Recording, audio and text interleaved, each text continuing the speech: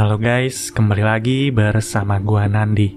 Pada video kali ini, film yang akan diringkas alur ceritanya berjudul The Perfect Host 2010. Dengan durasi tayang selama 93 menit atau berkisar 1 jam 33 menit.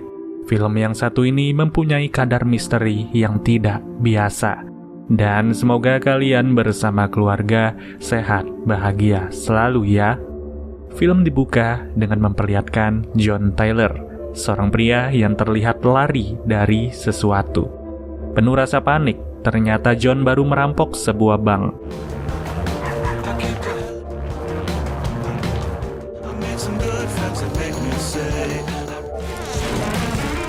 Di pelarian ini, ia pun terlihat sudah biasa, menghilangkan jejak dengan menaruh mobil sangat jauh dari lokasi bank. Terkuak bahwa John telah membawa kabur $300.000. Tapi uang itu tidak sedang ia pegang dan belum diketahui ada di mana. Satu-satunya hal yang ia ketahui setelah merampok adalah luka yang berada di kakinya. Lalu masuklah John ke sebuah minimarket, berusaha mencari obat untuk luka di kakinya. Namun seketika datang satu perampok wanita. John pun dibuat tercengang saat itu, dan dompetnya langsung ia serahkan. Pemilik minimarket turut menyerahkan uang. John dengan sigap bisa menggertak balik. Saat itu pula berita di TV memampangkan wajah John dengan insiden perampokan bank yang baru terjadi. Alhasil si perampok wanita pun sadar bahwa ia turut berhadapan dengan seorang perampok. Usai wanita itu pergi, kali ini John yang diusir si pemilik toko.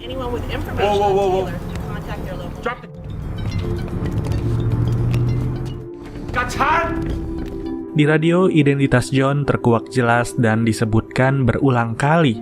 Sepanjang perjalanan itu, John merasa sudah tak ada harapan. Tinggal menunggu waktu hingga polisi menyergapnya.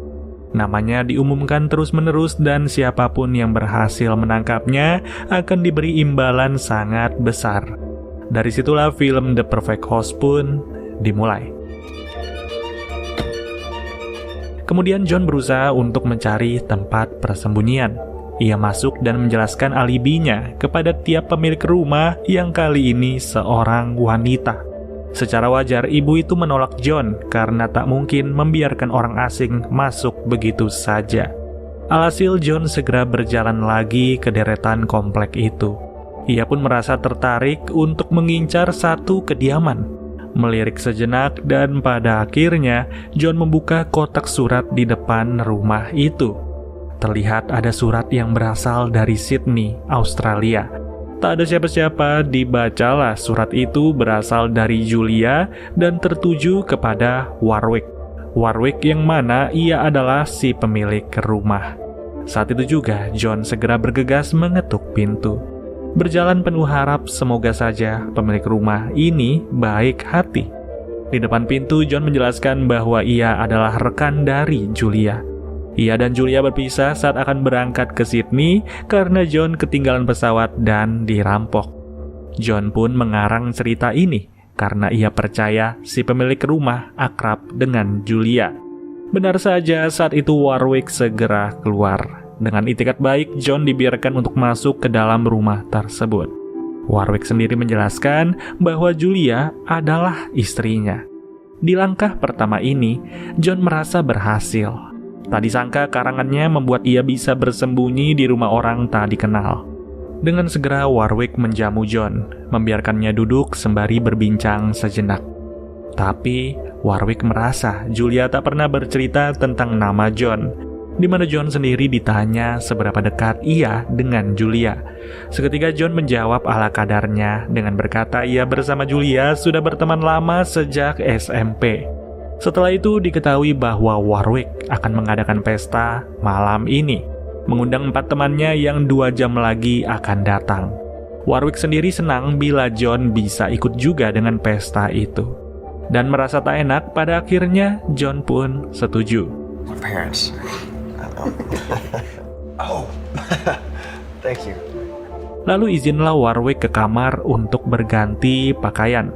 Saat itu John segera mengobrak-ngabrik dompet Warwick untuk mengambil sebagian uangnya. Warwick tentu tak sadar akan hal ini. John melakukan hal itu dengan sangat-sangat mulus. Kembalinya Warwick bertepatan dengan usainya dompet itu dikuras. Warwick diberitahu bahwa rekan-rekannya akan segera berangkat. Tak ada kabar bahagia yang lebih bahagia dari ini. It's coming. I could have prepared. Setelahnya, John izin untuk pergi ke toilet. Ia sebenarnya tidak kebelet atau apa, melainkan hanya membutuhkan spot untuk mengatur rencana. Sesekali memeriksa juga luka di kakinya. Sementara itu Warwick yang ada di dapur mulai selesai menyajikan santapan. Santapan spesial yang selalu disukai oleh rekan-rekannya, yakni 1 ekor ayam panggang. Namun tak lama, John yang udah kembali bergegas mengucapkan sesuatu. John ingin pergi dari sini dan ia tak bisa ikut pesta. Mendengar hal itu, Warwick terdiam dan heran. Yang di ujung, John dirayu terus untuk tetap berada di sini. Saat itu terdengar berita di radio yang menyebut nama John Taylor. Berita bahwa identitas John sudah terkuak jelas dan pemburuan sedang berlangsung. John sendiri langsung menyuruh Warwick diam. Bahkan, ia segera menunjukkan surat yang berasal dari Julia. John gak mau menutupi apa-apa lagi di sini. Ia sadar dirinya sekarang sedang menjadi buronan dan mau tak mau berpindah tempat adalah solusi. Di saat itu Warwick jelas kecewa dengan John. John yang ia kira memang benar sahabatnya Julia. Tapi ternyata John hanya mengaku-ngaku dengan mengandalkan surat dari Julia yang berada di Sydney, Australia. Saat John menunjukkan luka di kakinya, Warwick berinisiatif untuk membantu, menyiapkan kain yang dibasuh air hangat. Namun bukannya kaki John yang dibersihkan, Warwick justru menyiapkan kain untuk membersihkan lantainya.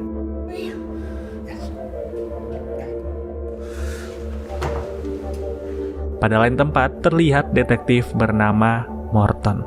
Morton ditugaskan untuk menyelidiki kasus perampokan yang dilakukan oleh John Taylor. Beberapa bukti sudah ia kantongi dan sekarang otaknya harus bekerja. It's his home phone number. John stopped coming around. Di rumah Warwick sendiri sudah diinjak-injak oleh John. John benar-benar meraja dan terus-terusan minum tanpa henti. Tapi disinilah John tak sadar minuman itu telah diberi sesuatu oleh Warwick. Kepala pusing dan terasa sulit untuk berjalan, di mana Warwick hanya bisa memantau saja dari jauh. Pertama kalinya John melihat foto Warwick sedang merangkul angin. Ini jelas sebuah tanda tanya besar, kok bisa? Tapi diperhatikan lagi ternyata memang benar. Saat itulah giliran Warwick untuk bermain. John sudah tak sanggup untuk berdiri, dan hasilnya tanpa menyentuh pun Warwick bisa menang. I can't wait till it comes out on DVD. John harus terbangun dalam tangan terikat. Disajikan makanan di hadapannya, John merasa tak ada kelezatan dalam hidangan itu.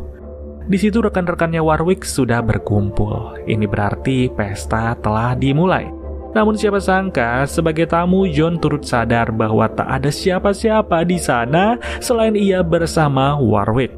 Warwick berbicara sendiri dan menjawab sendiri. Satu-satunya tamu yang nyata hanyalah John seorang. Tapi Warwick beranggapan bahwa ada 4 tamu yang duduk di kiri dan kanannya. Yes, he's just flown in from Sydney, Australia. Di tengah-tengah, John menyadari ada satu benda tumpul yang berada di meja. Tak tahu benda seperti kerikil itu berasal dari mana, tapi seketika otak John langsung berputar. Berpura-pura menyantap hidangan yang ada di depannya lebih dulu. John berhasil membuat Warwick merasa percaya. Warwick yang sibuk berbincang dengan 4 orang hayalan, dan dari situ John berhasil. Acara makan malam penuh derita. Salah masuk ke rumah orang. Pada akhirnya keberhasilan John tak disadari oleh Warwick. Ketika tali terlepas, Warwick pun pergi sejenak ke kamarnya. Sayang, John yang beranjak malah terpeleset dan menyenggol kursi di sebelahnya. Disinilah usaha John harus berakhir sia-sia. Jatuhnya John membuat satu teman khayalan Warwick terjatuh. Warwick marah sekali sampai-sampai ia naik ke meja untuk mengancam. You'll like this. You knocked her down and then you trampled her. Kemudian Warwick pergi lagi sebentar untuk mengambil sesuatu, meninggalkan John seorang diri di meja. Ternyata Warwick membawa sebuah album foto. Album itu berisi foto korban yang terlihat jelas seorang pria berkulit hitam. Tak diketahui pasti pria itu siapa dan bagaimana nasibnya sekarang. Namun yang jelas sosok itu selalu dilihat oleh Warwick. Dengan kata lain, korban yang ia buatkan kenangannya benar-benar menjadi kenangan di dalam pikiran Warwick. Sekarang yang dijadikan kenangan adalah John. John yang langsung difoto saat itu juga. I'm sorry. Di kantor polisi, Detektif Morton sibuk memantau rekaman CCTV, menelaah ulang apa saja kejanggalan yang terjadi selama perampokan. Ia menjamin akan ada kesimpulan yang didapat. Sedangkan di rumah Warwick lagi sibuk melanjutkan pestanya. John sendiri dibiarkan menonton dan terduduk. Tangannya terikat tanpa ada yang bisa membantu. Warwick pun hanya berbicara sendirian, namun ia menganggap ada teman wanitanya di sana. Tak lama, Warwick disarankan untuk memindahkan posisi John. The last party on Super 8. Seketika Warwick mengangkat John bersama rekannya, yang jelas saja John langsung terjatuh. John dipindahkan untuk dipaksa menonton adegan penuh Fanta merah, dicekoki anggur untuk menambah kepusingannya. Tapi semakin malam waktu berjalan, disitulah Warwick semakin merasa bahagia. Pesta yang ia adakan berlangsung begitu seru baginya. Setiap tamu merasa sangat menikmati pesta tersebut. Miris John harus diperlakukan berbeda. Keberadaannya seolah-olah hanya sebagai pajangan saja. Foto-foto sebentar lalu ditinggal lagi. Meski pada kenyataannya John sangat sadar, selama foto-foto tak ada siapa-siapa selain ia bersama Warwick. Ward, can I join the conga line? Hey, Rupert!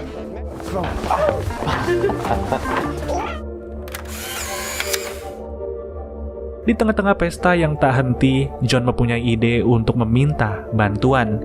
Ia pun melihat teleponnya Warwick yang tergeletak. Ketika Warwick sibuk berjoget, John segera mengambil telepon itu. Namun di sini ia harus menyadari bahwa nomor Julia tidaklah aktif. Usai pesta, John masih belum tenang. Malam-malam begini ia dipaksa untuk berenang. John mengira bahwa tak ada siapa-siapa yang bisa menolongnya. Tapi ternyata ada satu tetangga yang melihat John diapungkan dengan pelampung. Memang ini terlihat aneh, tapi nyatanya terjadi. Tetangga yang sempat mengusir John itu merasa janggal. Ia pun segera turun untuk memastikan lagi apa yang terjadi. Saat itu Warwick terlihat menyudahi renangnya.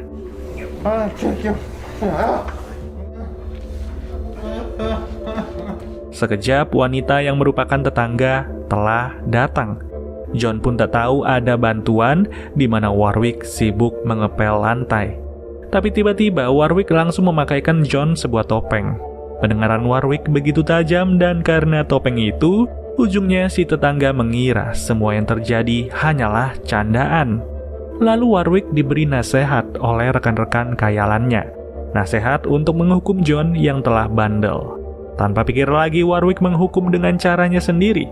Luka yang ada di kaki John lah yang akan menjadi sasaran empuk. Terbayang rasa sakitnya seperti apa.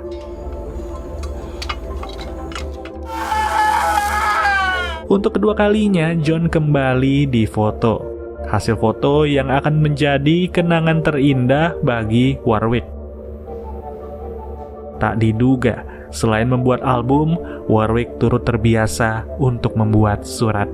Kali ini ia membuat surat yang berasal dari Bangkok, Thailand, dan seolah-olah surat itu dikirim oleh John. Keanehan yang semakin memburuk ini terpampang tanpa henti. Namun siapa sangka tak ada angin tak ada hujan, John akan dilepaskan oleh Warwick. Ia dibiarkan mencari jalan keluar dari rumah ini. Dengan diberi waktu singkat, John tentu merasa terburu-buru. Namun disayangkan bukannya mencari jalan untuk kabur, John malah berniat untuk balas dendam. Alhasil, ia segera mengambil sajam yang dipajang Warwick, di mana Warwick sendiri segera diserang yang sangat disayangkan. Sajam itu hanyalah mainan. Warwick masih sehat dan bugar, di mana justru tak ada ampun lagi bagi John. Paginya, John dipaksa melihat kejantanan Warwick. Pagi-pagi begini, Warwick langsung melampiaskan kejantanannya kepada rekan khayalannya. Tentu ia membayangkan ada rekan wanitanya di depannya, padahal aslinya tak ada siapa-siapa. Singkat waktu, di paginya John sudahlah dibuang. Warwick asik memandangi foto-foto dari parasnya John. Di samping itu, tetangga yang sama melihat John yang tergeletak. Disinilah Warwick sama sekali nggak sadar bahwa tetangga itu akan menjadi pelapor. Tapi, John tidak tewas. John justru bisa berdiri dan bahkan merokok. Ia turut sadar bahwa luka-luka yang didapat bukanlah luka sungguhan, melainkan luka tempelan yang tak tahu apa maksudnya. Dari sanalah tetangga itu jelas heran sembari memantau lagi.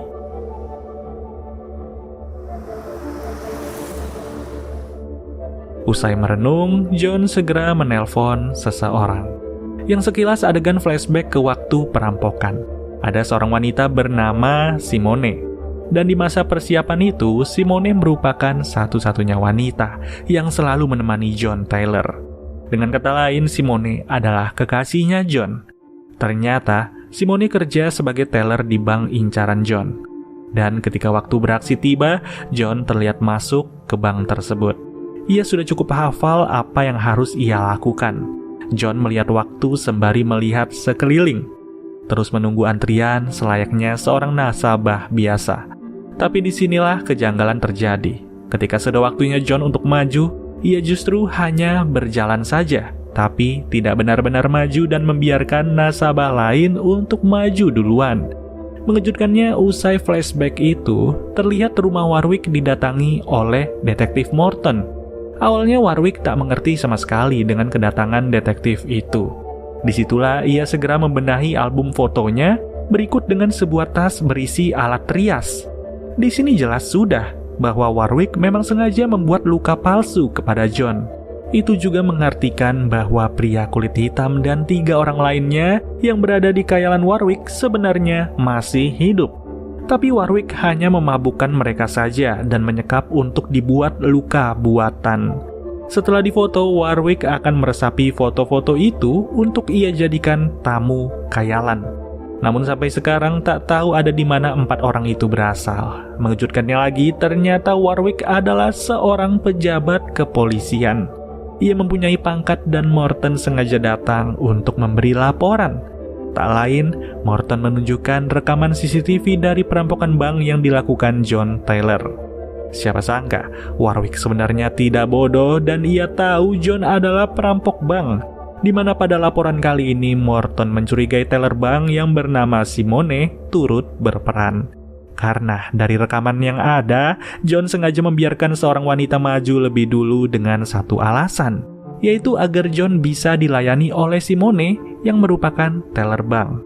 Dari situlah perampokan terjadi dan uang-uang yang diambil tidak dibawa oleh John, melainkan berada di tangan Simone. Atas kesimpulan itu, yang menjadi buronan ada 2 orang. Sesegera mungkin Warwick bersama rekan-rekan kepolisian mengintai Simone. Di mobil, Warwick melihat ada 2 polisi lain yang duduk di belakang. Tapi nyatanya 2 polisi itu tak ada. Hal ini semakin memperjelas bahwa tingkat khayal Warwick sangatlah tinggi. Namun sekarang fokus Warwick dan detektif Morton adalah mengintai Simone. Simone yang ternyata diam-diam menemui John. John dibiarkan pergi dengan mobil yang dibawa Simone, sedangkan Simone membawa mobil yang sudah ia parkirkan lebih dulu. Tapi saat itu, kepergok sudah pertemuan mereka, yang mana Simone tak bisa kemana-mana lagi. Sedangkan John berusaha untuk keluar dari parkiran. Sekejap muncullah Warwick untuk meringkus John. Hanya saja, bukannya segera menangkap John yang jelas-jelas merampok, Warwick justru melaporkan bahwa ia tidak melihat apa-apa. Dengan serius, Warwick tahu bahwa ia bisa dilaporkan balik oleh John atas kegilaannya. Alhasil, tanpa pikir panjang, Warwick segera meminta dibukakan bagasi mobil dan seketika ia mengambil 2 gepok uang hasil rampokan John. 2 gepok uang itu pun langsung ia beri untuk John, sedangkan sisanya dibawa Warwick. Kunci mobil Warwick turut diberi agar John bisa melarikan diri. Tak ada yang menduga, saling menyelamatkan adalah jalan terakhir.